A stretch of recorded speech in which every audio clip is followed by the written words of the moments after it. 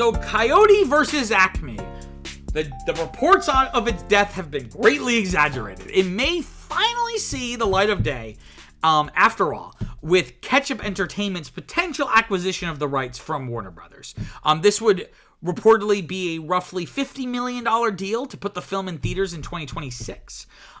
Ketchup, the reason why they're notable here is that they recently distributed the Looney Tunes movie currently in theaters, The Day the Earth Blew Up, a Looney Tunes movie.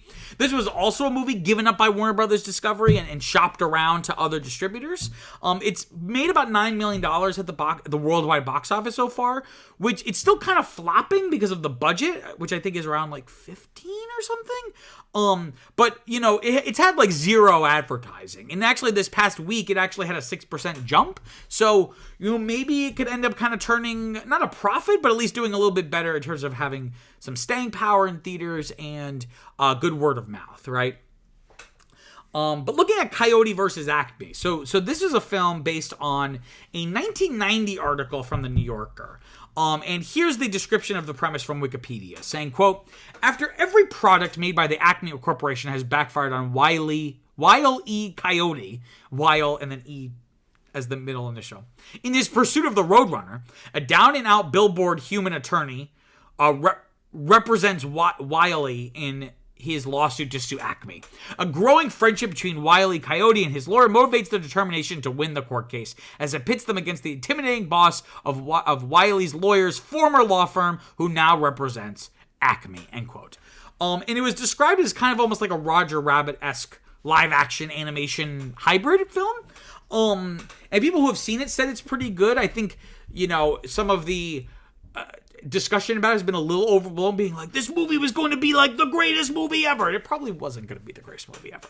But it had like a $70 million budget, which is high, right? Especially for a property that most people don't really give a shit about, unfortunately, just like the general public.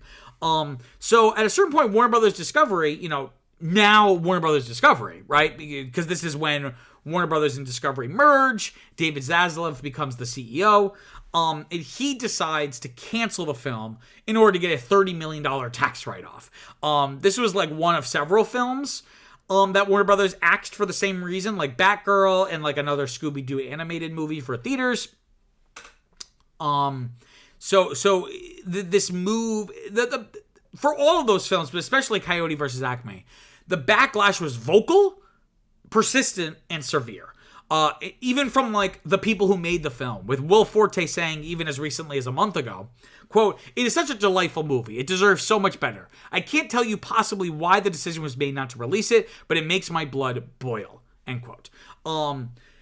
Eventually, with enough pressure, the Warner Brothers Discovery, quote unquote, reversed course, and allowed the director of the film, Dave Green, to shop the film around to other potential distributors.